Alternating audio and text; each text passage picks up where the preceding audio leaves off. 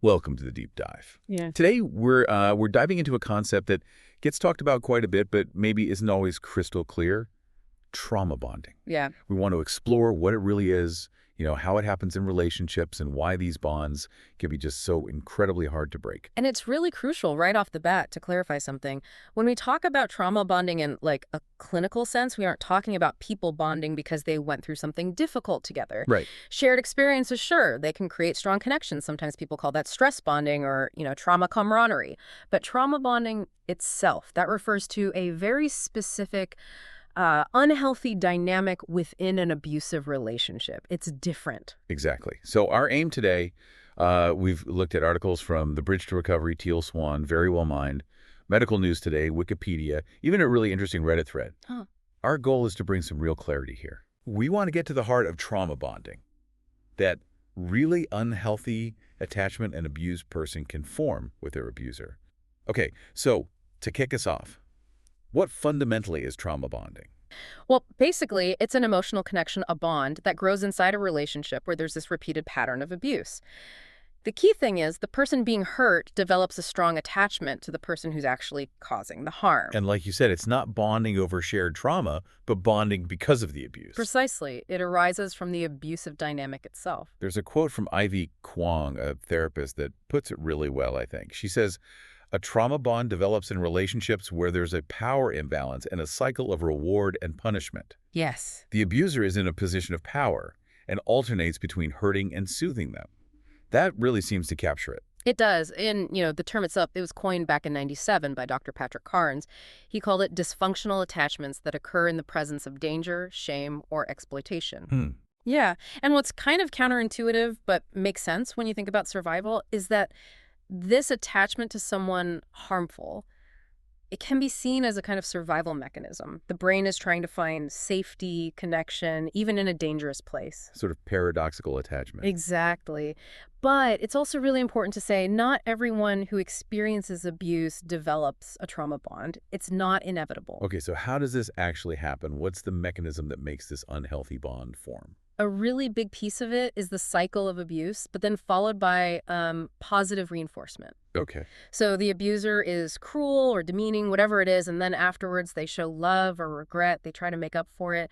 That back and forth, it's incredibly powerful in strengthening that attachment. I remember reading in the Teal Swan article about this analogy Yeah. with rats in a cage. Oh, yeah. The lever experiment. Right, the rat presses a lever. Sometimes it gets food, sometimes nothing.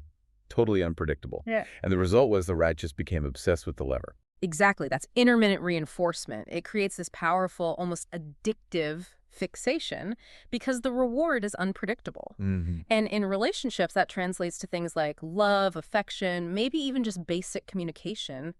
They're given out inconsistently. These occasional moments of kindness, they act like those random food pellets. They keep the victim hooked, emotionally invested, always hoping for that next positive interaction. Like chasing that little scrap of kindness. Precisely. It keeps them desperate, creates this craving, this dependence. So you could say the abuser sort of hijacks the brain's reward pathways. It creates this really strong, often irrational attachment. It feels a lot like addiction. Wow. And understanding that, that neurological part helps explain why just deciding to leave is so incredibly hard, even when logic tells you it's the right thing. It's like playing a slot machine where you mostly lose, but that rare win keeps you putting coins in.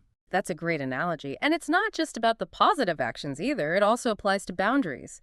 If sometimes a boundary is respected and other times it's just trampled on with no rhyme or reason, that adds to the confusion and strengthens the dynamic. Someone in that Reddit thread actually made the direct comparison to gambling addiction, that same pattern. Okay, so that cycle of abuse and intermittent reinforcement is central. But what else makes someone maybe more susceptible? What other factors contribute to these bonds forming? Well, several things come into play. A huge one is the power imbalance. It's always there in these situations. The abuser has control, maybe emotionally, financially, socially. Right. And that creates dependence. If you feel powerless, you might cling to any source of perceived stability, even if it's also the source of the chaos. That makes sense. Then there's the element of perceived threat. If the victim genuinely believes the abuser will carry out threats, that intensifies the fear and the need to appease them. And like we said, those moments of kindness after abuse are really significant. Isolation is another big one. Cutting them off. Yeah. If the abuser isolates the victim from friends, family, anyone with an outside perspective, the victim becomes much more reliant on the abuser's view of reality. They lose those anchors. They lose context. Exactly. And sometimes the victim starts to truly believe they can't escape. That feeling of being trapped cements the dependence. Plus, basic human wiring. We need attachment. If the abuser is the main source, however inconsistent, of any comfort or attention, a bond can form just out of that fundamental need. And I guess over time, the person being abused might start to rationalize things, to make sense of it. Absolutely. That's a coping mechanism. They might downplay the abuse or blame themselves or make excuses for why the abuser acts that way. It helps manage the cognitive dissonance, Yeah. And all of this abuse chips away at self-esteem, so the victim develops a really negative self-view, making them more dependent on the abuser for any scrap of validation. Gosh, it's such a tangled web of factors. So, given all that, what are the signs? What should someone look out for, either in themselves or someone they care about, that might indicate a trauma bond? There are quite a few red flags. A really common one is covering up for the abuser, making excuses for their behavior to other people, Okay. Yeah. or maybe lying to friends and family about what's actually going on. Another huge one is just feeling unable to leave, or even deeply uncomfortable thinking about leaving, even when things are clearly bad. That trapped feeling, even if the door seems open. Exactly. Also, the victim might start to believe the abuse is their fault somehow. Mm-hmm. And that whole cycle we talked about, the abuse, then the making up the promises to change that never stick, that's a classic sign. Plus, controlled tactics from the abuser, Yeah. manipulation, gaslighting. Gaslighting. Making you doubt your own reality. Yes. And isolating the victim, turning people against them. These are all major warning signs. The Very Well Mind article had a long list. Mm. Things like still trusting the abuser despite everything, justifying the abuse, arguing with people trying to help. Yeah. Becoming defensive or hostile when someone points out the problems, that's very common. There can even be physical reactions, feeling sick at the thought of leaving, almost like withdrawal. Withdrawal, wow. Yeah, and serious psychological distress, feeling numb, sometimes even suicidal thoughts, tragically. That Reddit thread mentioned something they called a pattern of non-performance, just constant broken promises, and that awful feeling of not trusting them anymore, but still feeling psychologically stuck. You just can't leave. It sounds incredibly isolating and scary. You mentioned romantic relationships, but where else do these kinds of bonds tend to form? It's broader than that, isn't it? Oh, absolutely. While abusive romantic relationships are common, you see trauma bonding in many other contexts, too. Sex trafficking is a major one, grooming victims, creating these trauma-coercive bonds, especially with children. That's horrifying. And it can happen within families, too, right? Yeah. Parent-child. Tragically, yes. Abuse, neglect, incest. Those situations can definitely foster trauma bonds. Cults are another area. They often use these dynamics deliberately to control members. Hostage situations leading to Stockholm Syndrome, that's a specific type. Hazing rituals, even things like intense military deployments, elder abuse, kidnapping, sexual abuse in general. It can occur in many situations with that power imbalance and cycle of abuse. The Wikipedia article really highlighted how serious it gets. Victims losing their sense of self, their agency, internalizing the abuser's view of them. That's devastating. What are the longer-term impacts, the outcomes? Well, the most immediate is staying in the relationship, obviously. And the difficulty leaving isn't just emotional. It's often tied to a distorted view where the perceived negatives of leaving seem worse than staying. And this can, unfortunately, feed into cycles of abuse across generations. It becomes a learned pattern. Right. It gets passed down. Exactly. Then there are the mental health consequences we touched on: low self-esteem, negative self-image, depression, anxiety, sometimes bipolar disorder. And it's not just in your head. Chronic stress has real physical effects. Like on the brain. Yeah, on the brain and body. It can affect the amygdala, the brain's fear center, making it overactive. All that stress hormone, cortisol, flowing constantly can even potentially change how your genes are expressed over time. These are real biological changes. Wow. People might also develop dissociative symptoms, kind of checking out as a way to cope. Their sense of trust gets warped, making them vulnerable to being hurt again. They might minimize or dismiss genuinely dangerous behavior. At the end of the day, it's a profound loss of agency, autonomy, your sense of who you are. It really paints a grim picture. Yeah. But is there hope? If someone recognizes this in themselves or someone else, can they break free? Can they recover? Yes, absolutely yes. It's definitely possible. It's often very challenging and it can take time, but recovery is possible. The very first, absolutely critical step, according to the Bridge to Recovery, is just acknowledging it, admitting to yourself that this bond exists. And that's hard because there might be feelings of love or obligation mixed in. That denial must be powerful. It really is. After that, focusing on practical things helps.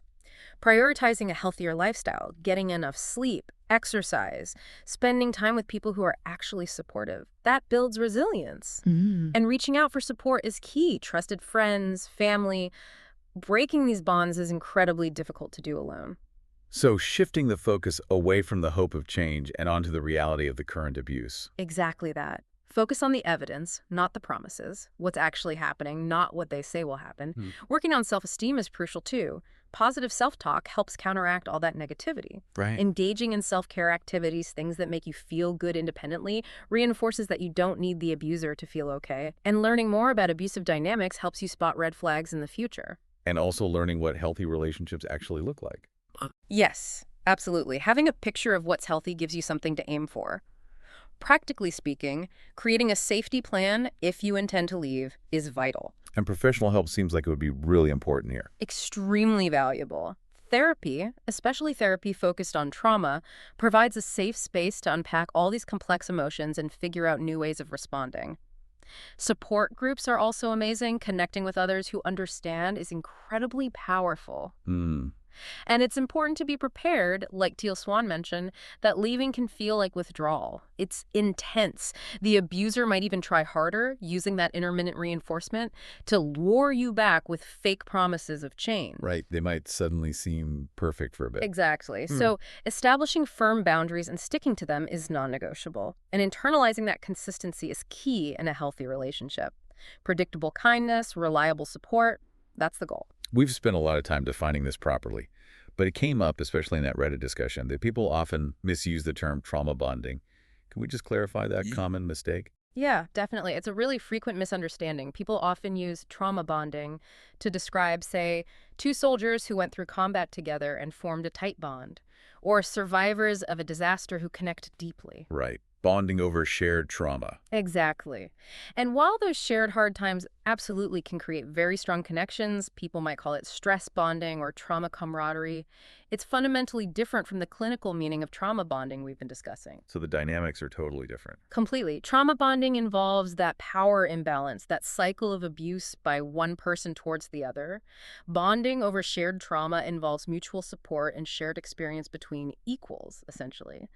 There's still discussion about the best terms for bonding over trauma, but the key takeaway is it's not the same as the unhealthy attachment to an abuser. That's a really important distinction to make. Okay, this has been a really insightful deep dive. Just to quickly recap, trauma bonding isn't about shared hardship. It's that damaging attachment to an abuser, driven by that cycle of abuse and unpredictable kindness, that intermittent reinforcement. Understanding this is so vital for anyone trying to recognize or leave an abusive situation. And please remember, if this resonates with you, experiencing a trauma bond is not a character flaw. It's a psychological response to abuse. Absolutely. If you recognize these patterns, please reach out. The National Domestic Violence Hotline is 800-799-7233.